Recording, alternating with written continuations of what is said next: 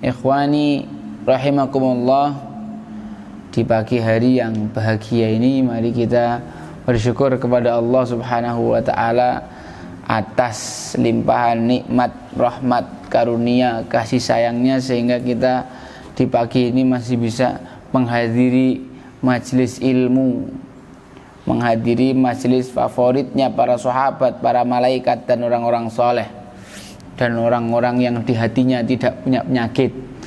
Yang kedua, salawat dan salam kita aturkan pada Nabi besar Muhammad sallallahu alaihi wasallam, seorang nabi yang paling mulia di antara nabi-nabi lain, Imamul Anbiya wal Mursalin, hakikatan wa makna. Beliau pernah mengimami para nabi ketika beliau Isra Mi'raj di Masjidil Aqsa. Beliau mengimami para nabi dan rasul di belakang beliau. Kemudian insyaallah pagi hari ini kita sedikit spesial, lebih spesial karena saya tidak akan membacakan materi yang ada di kitab Super Leader,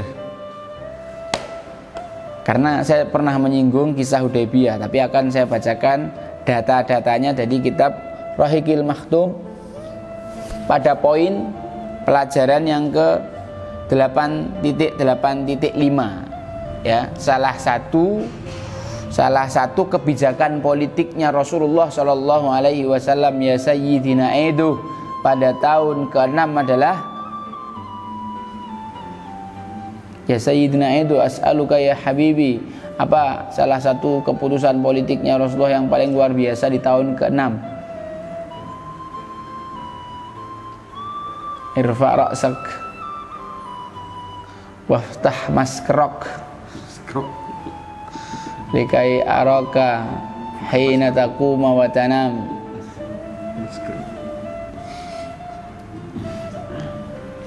Nah, betul toh? Ifkah maskrok atau apa? Iftah maskrak. Salah satu peristiwa terbesar, kemenangan terbesar, salah satu kisah favorit saya dalam sirah nabawiyah adalah kisah perjanjian Hudaybiyah. Kisah perjanjian Hudaybiyah. Ya. Dalam kitab ini ditulis perjanjian Hudaybiyah, kemenangan diplomasi politik. Ini hal yang paling luar biasa. Pencapaiannya Rasulullah Shallallahu Alaihi Wasallam yang sangat incredible dan amazing. Hanya dalam waktu 6 tahun, sejak diusir oleh negara induknya hanya 6 tahun, lalu negara induknya mengakui kedaulatan negara pecahannya atau orang-orang pelariannya, orang-orang eksodus, ya kan. Palestina itu dijajah dari berapa? 48. Apakah sampai sekarang diakui kedaulatannya? Indonesia apakah diakui? Kalau diakui tandanya apa? Kita bisa perjanjian damai yang satu dan yang lain pada posisi tawar yang sama. Itu artinya diakui kayak gitu. Mau bikin perjanjian aja udah hebat banget. Kalau kita kan cuma ditekan toh. Ditekan toh. Ya. Jadi keberhasilan Rasulullah SAW 6 tahun yang lalu beliau hijrah, diusir dan diancam bunuh. Pada tahun ke-6 diselenggarakan perjanjian Hudaybiyah, perjanjian politik antara orang-orang yang lajiin, para pengungsi, orang-orang muhajirin, orang-orang yang eksodus diusir dari Mekah, kemudian berjanji perjanjian damai dengan negara induk yang mengusir dia. Artinya ini adalah sebuah pengakuan atas kedaulatan, pengakuan atas kekuatan negara Islam baru Madinah Al-Munawwarah. Wah, ini pencapaian yang luar biasa. Otak-otak yang punya jiwa-jiwa politik akan sangat menikmati kisah ini. Ini kisah yang paling yes. Sudah kita ketahui di tahun ke-5 Perang yang paling besar adalah perang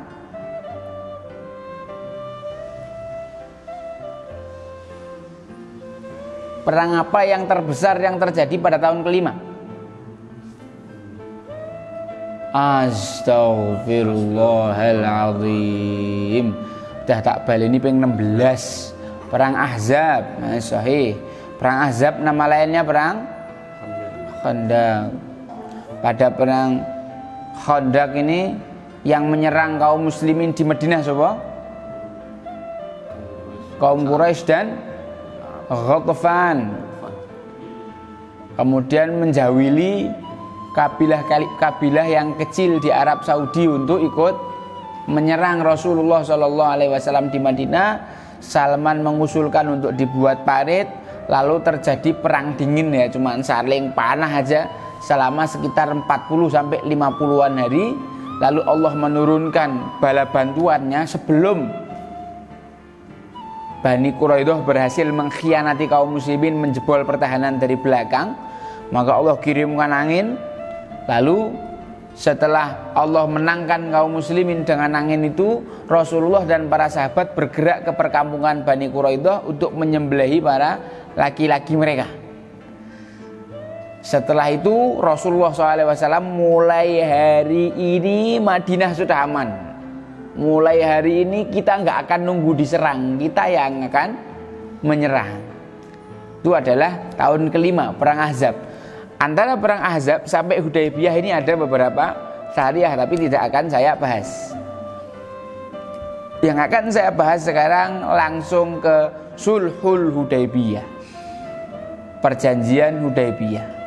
Apa asbabnya, apa sebabnya, apa latar belakangnya yang melatar belakangi terjadinya perang Hudaybiyah ini, perjanjian Hudaybiyah ini.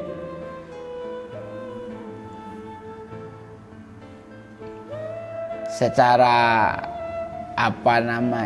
pertimbangan strategis, politis dan militer, dulu aku sudah pernah sampaikan bahwa ini kota Madinah, di utaranya musuh yang paling berbahaya adalah Khaybar, musuh paling berbahaya dari selatan adalah Makkah.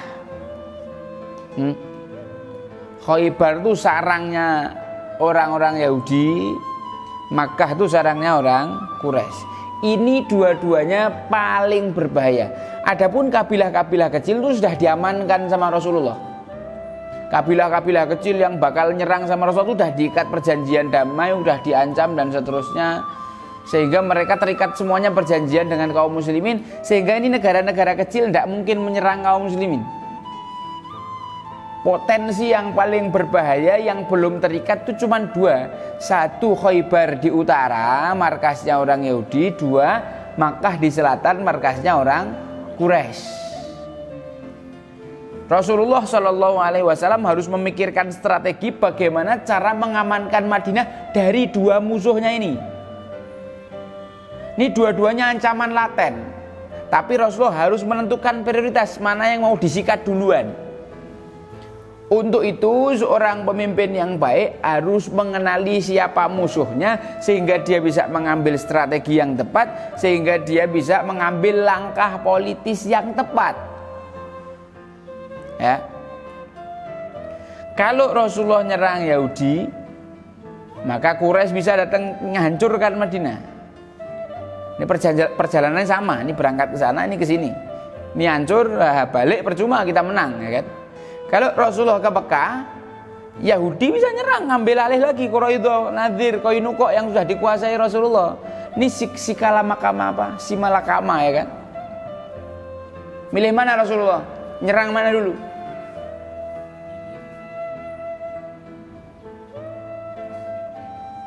Karakternya orang-orang Yahudi itu pengkhianat dan pengecut. Orang Quraisy itu adalah orang yang sangat menepati janji dan kesatria. Ini karakter yang mencolok ya. Orang Yahudi itu pengkhianat, mulutnya pokoknya munafik itu keturunan Yahudi semua. Duh, kok ketawa? Emang karakternya kayak gitu orang Yahudi. Kau lihat perjanjian Misak Madinah itu dibuat tahun kedua, tahun ketiga pelanggaran Qainuqa, tahun keempat pelanggaran Nadir, kelima pengusiran Bani Quraidah. Artinya setiap tahun mereka mesti ngelanggar. Padahal perjanjian sesakral itu karakternya orang Yahudi. Kalau orang Quraisy, orang Quraisy itu walaupun kafir, kalau dia sudah mengatakan A, pantang dia mencabut apa yang menjadi omongan dia. Karomnya orang Quraisy di situ. Tidak ada kami menyelisih janji. Iya, enggak. Kalau sudah menyepakati satu janji, walaupun nyawa taruhannya mereka akan lakukan. Nah, ini karakter dua musuhnya. Tapi bahayanya sama, ditinggal ke sini ini nyerang, ditinggal ini nyerang. Maka idenya Rasulullah SAW terinspirasi dari mimpi beliau. Jadi ini penyebab utama beliau bergerak ke Mekah itu untuk Sulhul Hudaybiyah adalah beliau bermimpi bahwa beliau menunaikan umroh dengan para sahabatnya radhiyallahu anhum wa radhwan.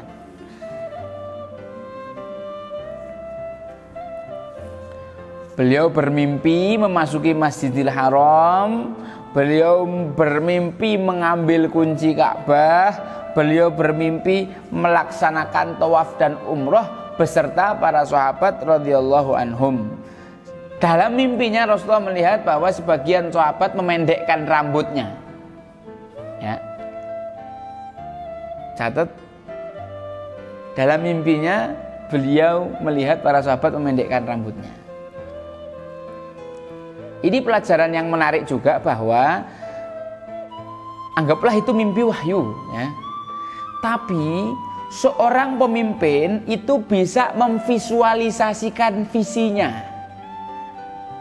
Adalah seorang pemimpin yang hebat adalah yang mampu memvisualisasikan visinya kepada anggotanya sehingga anggotanya merasa bahwa mimpi pemimpinnya itu nyata. Seorang pemimpin yang tidak memiliki kemampuan untuk bernarasi, memvisualisasikan visinya, maka dia akan ngantuk. Plus anggotanya semuanya juga akan ngantuk karena merasa tidak mengejar visi. Contoh, tak kasih contoh selain Rasulullah dalam sejarah yang mempunyai visi luar biasa dan dia bisa memvisualisasikan visinya sehingga anggotanya itu semangat untuk mewujudkan visi itu. Namanya Salahuddin Al-Ayyubi. Ya. Paman dia namanya Imaduddin Zangki yang kemudian diteruskan oleh beliau. Salah satu caranya memvisualisasikan visinya begini. Kita akan menjadi umat yang membebaskan Masjidil Aqsa. Gimana caranya? Dia bikin mimbar. Pegang mimbar ini, semuanya megang mimbar ini. Satu persatu megang mimbar. Ini adalah mimbar yang akan kita letakkan di Masjidil Aqsa ketika kita melakukan penaklukan terhadap Masjidil Aqsa. Itu apa tidak merinding itu pasukannya. Sangat berambisi untuk meletakkan mimbar ini di Masjidil Aqsa. Itu jadi semangatnya sendiri. Jadi seorang pemimpin yang baik dia punya kemampuan untuk memvisualisasikan mimpinya. Apa isyarat makna dari mimpinya Rasulullah ini apa? Bahwa kaum muslimin akan menaklukkan Mekah. Megang kunci Ka'bah itu kan berarti menguasai. Para sahabatnya umroh, tawaf aman, ada yang motong memendekkan rambut, ada yang tahalul. Berarti ini kan menunjukkan bahwa kaum muslimin akan masuk Mekah. Para sahabat memahami bahwa ini isyarat untuk menaklukkan Mekah dulu.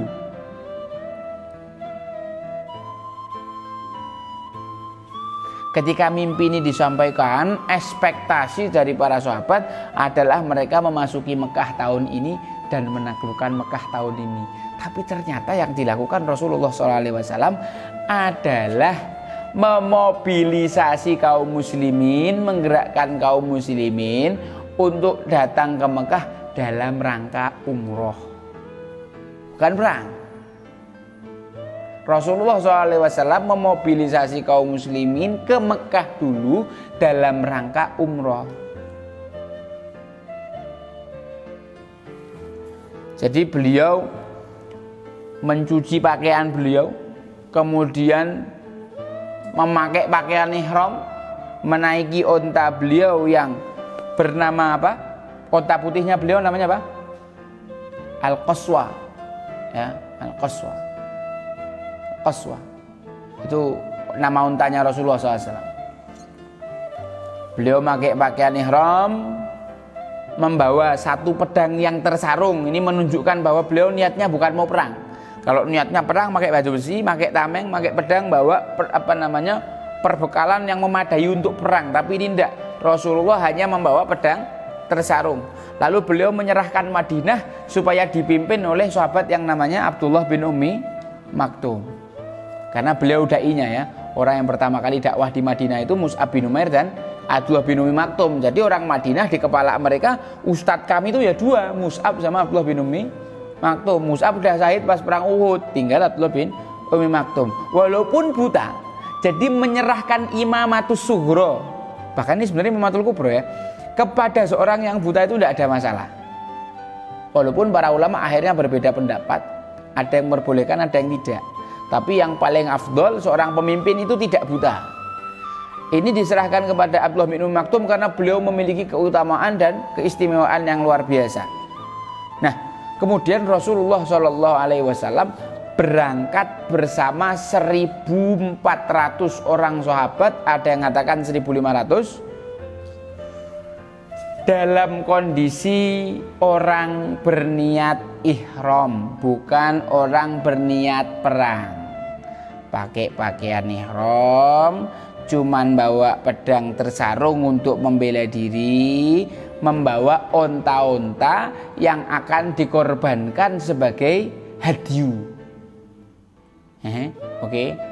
Sampai sini oke. Kaum muslimin dimobilisasi ke Mekah dengan niat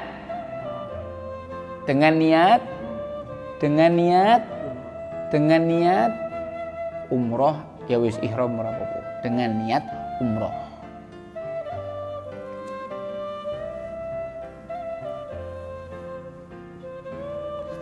Maka ketika beliau mulai bergerak berarak ya, 1.400 orang kaum muslimin berarak ke Mekah. Ini gerakan beliau dirahasiakan ya. Gerakan beliau dirahasiakan. Tapi niatnya beliau disampaikan, kami mau umroh. Apa faedahnya beliau menjelaskan bahwa kami mau umroh? Sahih. Pertimbangannya kalau yang disampaikan itu umroh, orang Khaybar tidak akan macam-macam sama Madinah, karena kami cuma mau umroh sebentar terus balik lagi. Orang Haji itu pengecut. Jadi ketika mereka lagi bersenang-senang menaklukkan Madinah, begitu ngerti Rasulullah ternyata cuma umroh, tidak mungkin langsung balik. Akhirnya orang Yahudi milih abstain, daripada resiko orang Yahudi lebih milih aman kan kayak gitu. Ini karakter orang Yahudi, tipenya wait and see. Nah, munafik kayak gitu, tidak jelas ngambil sikap. Kok orang beriman wis clear, ada ini saya berpihak pada ini, ada ini saya berpihak pada ini, ada ini saya menolak ini. Itu orang muslim segera menyatakan sikap, dan menyatakan sikap dengan ilmu. Kok orang munafik tak delok aku nek sikap ngene kok rugi ora, dipendong polisi ora nek ngene gitu. Nah, aku bersikap ngene kok keuntungan kerugiannya apa? Itu karakter orang Yahudi. Jadi dia nunggu. Oh, ternyata Rasulullah cuma umroh, ya wis ora nyerang, ngono lho. Nah, pergerakan Rasulullah SAW ini jelas dibaca sama intelijen Mekah, karena namanya situasi perang, orang Muslim itu harus punya mental intelijen tinggi atau mental kontra intelijen yang tinggi. Ya, jadi orang muslim itu sangat mawas politik, bukan orang yang ngango. Jadi ini tidak main-main. Al-harbu khid'ah. Perang itu tipu daya. Pemimpin negara Islam Madinah itu bukan pemimpin cupu yang tidak ngerti ilmu intelijen. Bahkan Rasulullah SAW disebutkan dalam hadis, nusirtu birra'bi masirata syahrin. Aku itu ditolong sama Allah dengan ketakutan sepanjang perjalanan 1 bulan. Artinya apa? Musuh itu belum diserang, 1 bulan sebelumnya udah takut duluan. Lah kok bisa? Karena intelnya Rasulullah SAW itu di mana-mana, di seluruh Jazirah Arab. Jadi ada pergerakan sedikit dari kaum ini, infonya langsung sampai Rasulullah, langsung diantisipasi. Ingat peristiwa Ahzab, perang Khandaq, itu kan mobilisasinya Quraisy menggerakkan 10.000 orang, sifatnya silent. Akan tetapi karena intelnya Rasulullah ada di mana-mana, langsung intelnya Rasulullah, ya Rasulullah, orang Quraisy, orang Ghatafan melakukan pergerakan mau menghancurkan kita, jumlah 10.000 orang. Rapat mendadak, putuskan strateginya apa. Tidak main-main. Rasulullah tuh ngeri musuh itu baru merencanakan satu, tek itu Rasulullah udah ngambil 10 langkah lebih maju. Bahkan kalau kalian tahu intelnya Rasulullah yang paling keren, Abbas bin Abdul Muthalib, itu posisi intelijen beliau di markas sentralnya orang Quraisy. Dulu pemimpin Quraisy Abu Thalib ya, yang megang Darun Nadwah itu, pusat pemerintahan Quraisy itu kan, city state-nya Mekah itu kan ibarat kantor pemerintahannya itu Darun Nadwah. Dulu pemimpinnya Abu Thalib. Setelah beliau meninggal diambil sama Abu Jahal. Perang Badar Abu Jahal mati, dipegang sama Abu Sufyan. Nah, intelnya Rasulullah itu adalah wakil presiden di Mekah. Abbas itu adalah wakilnya Abu Sufyan. Jadi mau ada rapat apapun di Mekah, membahas apapun yang menyudutkan Islam atau apa, itu informasi langsung bocor dari orang kedua. Abbas itu orang yang selevel sama Abu Sufyan, teman mendemnya Abu Sufyan. Oh iya, Abu Sufyan sama Abbas masih mendem, Abbas walaupun sudah masuk Islam. Tapi untuk kepentingan intelijen, fadol. Dan waktu itu kan ayat Umar belum turun mutlak. Anggaplah udah turun, Abbas belum tahu. Wong beliau jadi intel sejak Rasulullah hijrah. Ayat Umar turun tahun ke-5. Nah, jadi informasinya itu langsung bocor dari tempat utama sumber informasinya itu. Jadi Rasulullah SAW selalu melakukan antisipasi. Jangan kau pikir Rasulullah itu orang bahlul, blolak, nggak ngerti ilmu kayak gitu. Oh, ngerti. Keliru ini kalau nggak ngerti ilmu kayak gini. Dakwah pun juga harus mawas. Banyak orang yang nggak suka dan benci sama dakwah ini. Intelijennya musuh pun, Quraisy pun membaca gerakan Rasulullah, karena ini orang sak mono akeh, saya upatang atus umpet gini piye. Info sampai ke Mekah, maka orang Mekah langsung melakukan persiapan. Siapkan pasukan perang. Iya. Orang Quraisy bereaksi menyiapkan pasukan perang. Tapi orang Quraisy saat itu dalam kondisi lemah mental. Kenapa? Satu, perang Badar kalah, jantung hati mereka udah pada mati semua. Abu Jahal mati, Utbah, Saibah, tetengkot, cecenguk udah pada mati semua. Perang Uhud, walaupun mereka menang satu sesi, tapi kan mereka juga rugi banyak. Mbok kira perang ki piknik, wong kita besok mau piknik aja mikir dapat duit dari mana, apalagi perang. Kau bisa tahu gak, misalkan perang 1.000 orang, bagaimana ngarahkan pasukan segini banyak untuk berak setiap hari dan makan setiap hari. Wes ngatur kuwi netok wes iso ora kowe. 1.000 orang. Angel. Perang itu bukan urusan gampang. Apalagi perang Ahzab, orang Quraisy yang memobilisasi pasukan kafir untuk menyerang Madinah jumlah 10.000 orang. Mereka yang paling rugi, mereka yang paling tombok, mereka yang paling banyak mengeluarkan investasi. Padahal jalur dagang Quraisy sudah dicegat sama kaum muslimin di Madinah. Itu bolak-balik kafilah dagangnya kan dicegat sama Rasulullah. Jadi sekarang bagi Quraisy perjalanan dagang ke Syam itu sudah tidak aman lagi. Mereka jualan di Yaman itu tidak menghasilkan dong, mereka di Yaman kulaan. Dapatnya duit itu setelah pula berangkat ke Syam. Jadi posisi orang muslim di Madinah itu ibarat pokoknya menyulitkan betul. Makanya orang Quraisy ingin segera memangkas ini orang muslim, karena mereka tuh membahayakan dalam urusan ini poleksos budahan kamil rata ngono loh. Angel posisi orang Quraisy ini. Makanya Ahzab wayo entai orang kafir, orang muslim. Ternyata Ahzab kalah juga gitu loh. Jadi orang Quraisy itu dalam posisi sebangkrut-bangkrutnya. Walaupun mereka mau bersiap kayak apa, itu tapi mental mereka mental kecut. Sedangkan orang muslim walaupun bawa pedang, toh itu mental mereka mental menang. Jadi sinyal-sinyal kemenangan kaum muslimin di Jazirah Arab itu sudah tampak. Quraisy negara induknya yang kekuatannya segitu besar berkali-kali berniat melumat tapi selalu gagal. Sehingga apa? Quraisy yang besar negara induknya sudah mulai disebut pecundang, kaum muslimin yang negara baru mulai mendapatkan pengakuan-pengakuan. Jadi ini tidak main-main. Dan kok dibilang ayat inna fatahna laka fatham mubina itu turunnya di perang Hudaybiyah, menjelaskan tentang Hudaybiyah itu sangat luar biasa. Nanti habis ini kalian akan paham betapa kerennya Hudaybiyah. Jadi inna fatahna itu bukan Fathu Makkah, bukan Fathu Makkah, itu Hudaybiyah itu. Karena turunnya pas Hudaybiyah.